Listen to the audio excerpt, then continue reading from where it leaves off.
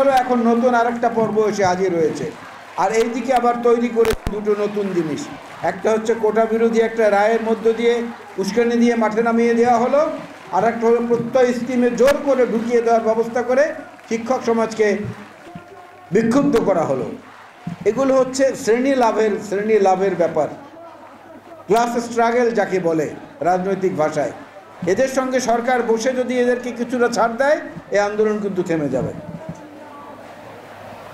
এই বাস্তবতাটা বুঝে আমাদের অগ্রসর হওয়া আমার মনে হয় ভালো।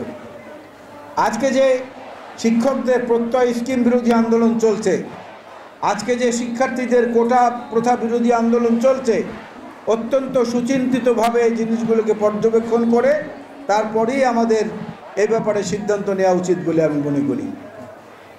কারণ এই সরকার সবসময় দেখবেন হঠাৎ করে কি হলো, রাসেল ভাইপার এলো, রাসেল ভাইপার চলে গেল, এলো কে বেনজির, এলো কে আজিজ, চলে গেল বেনজির আজিজ, এরপরে কে এলো মতিউরের আগে এলো ছাগল।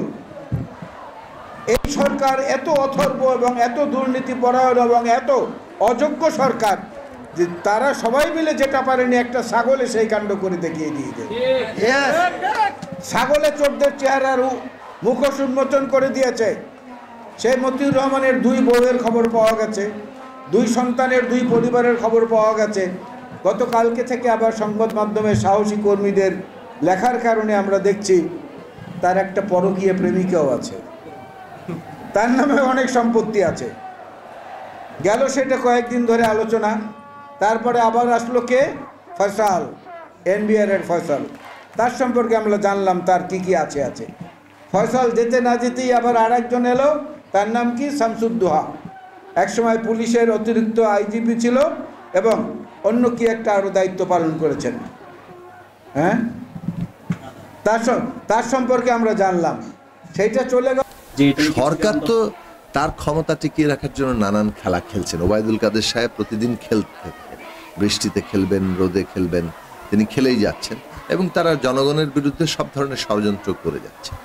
কিন্তু জনগণের যেসব দাবি, সেই দাবি সরকার যতই খেলাধুলা করুক, সেই দাবিটা তো আর খেলায় পরিণত হয় না।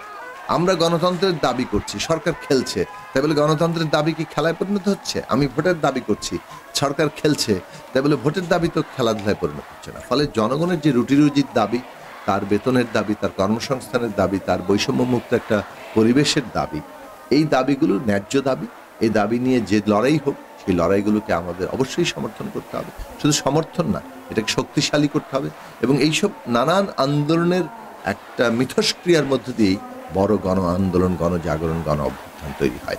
সেই পথে আমরা আমাদের যতটুকু সামর্থ্য আছে, গণতন্ত্র মঞ্চ, গণসংহতি আন্দোলন, আমরা অবশ্যই সেই চেষ্টা চালিয়ে না। আমরা তো গণতন্ত্র মঞ্চ থেকে সমর্থন করেছি, গণতন্ত্র মঞ্চ, আমাদের দল গণসংহতি আন্দোলন। আমরা মনে করি যে এই কোটা সংস্কারের যে আন্দোলনটা 2018 সালে হয়েছিল, সেই আন্দোলনটাও ন্যায্য ছিল। সেই আন্দোলনের পরিপ্রেক্ষিতে সরকার এক ধরনের ব্যবস্থা নিয়েছে। এখন সেই ব্যবস্থাটাকে আবার বাতিল করার একটা তৎপরতা চলছে। আদালত ইতিমধ্যে একটা সিদ্ধান্ত দিয়েছে, সেটা নিয়ে আপিল হবে, শুনানি হবে।